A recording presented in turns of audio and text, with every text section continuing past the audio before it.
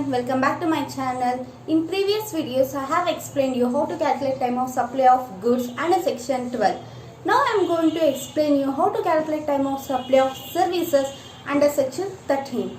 Let's begin the class. Section 2, that means forward charge.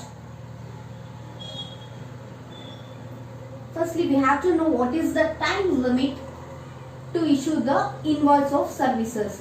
For the normal supplier, that is 30 days from the services, and for insurance and the banks and other financial institutions 45 days from the date of supply.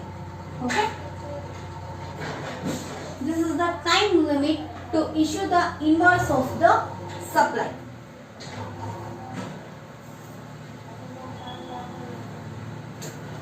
There are two methods to calculate time of supply under forward charge, that is method A and B.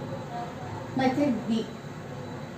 Method A, when it is applicable, means when the supplier issue the invoice of the service within time limit, that is 30 days or 45 days. If we issue the invoice within time limit, we have to take date of payment and date of issue of invoice. Okay, between these two dates, whichever the date is earlier, that day will become time of supply of services. Okay, earliest date will become time of supply. Then method B, when the supplier failed to issue the invoice within 30 days, we have to take date of payment and date of actual supply done.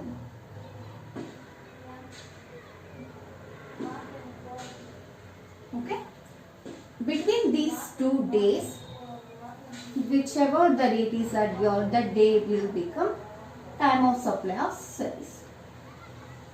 Okay, method A and method B. If supplier invoice issue ಮಾಡಿದ್ರೆ 30 days ಮುಂಚೆ date of payment and date of issue of invoice date ನ ತಗೊಂಡು ಅವೆಲ್ಲರಲ್ಲಿ ಯಾವ date earlier ಇರುತ್ತೋ ಆ date time of supply ಆಗುತ್ತೆ. If supplier invoice issue ಮಾಡಿಲ್ಲ ಅಂದ್ರೆ ಟೈಮ್ ಲಿಮಿಟ್ ಅಲ್ಲಿ we have to take date of payment and date of actual supply done. ಯಾವಾಗ ಸಪ್ಲೈ ಆಗಿದೆ ಆ ಡೇಟ್ ಮತ್ತೆ ಪೇಮೆಂಟ್ ಡೇಟ್ ಎರಡು ತಗೊಂಡು ಎರಡರಲ್ಲಿ ಯಾವ ಡೇಟ್ ಅರ್ಲಿಯರ್ ಆಗಿರುತ್ತೋ ಆ date time of supply of services ಆಗುತ್ತೆ. That's it.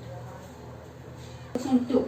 Here they have given Mr. A renders services of value of rupees 45,000 on 25/7/2017 and date of issue of invoice is 1st August 2017.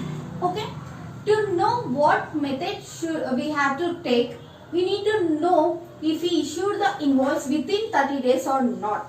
To know that, first look at the date of service 25/7/2017 and issue of invoices 1st August. So from 25/7 to 1st August we can clearly understand that he issued the invoice within 30 days. So method A should be applicable. Okay, method A, we can calculate time of supply under method A.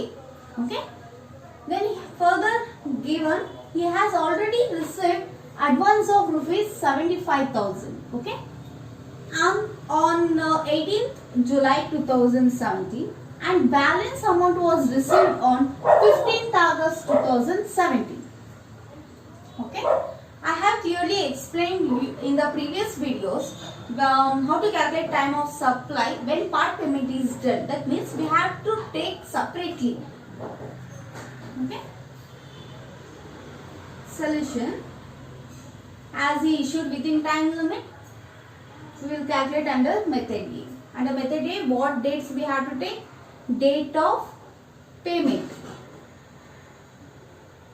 It is part payment, so first we have to take the date of payment for 75,000 on was 18/7/2017, and we have to take date of issue of invoice when he issued invoice 1st August 2017.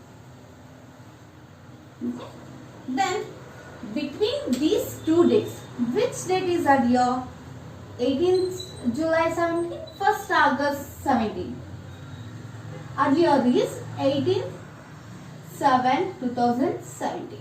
So therefore, time of supply of services for part payment, or you can write for rupees 75,000 is on 18/7/2017.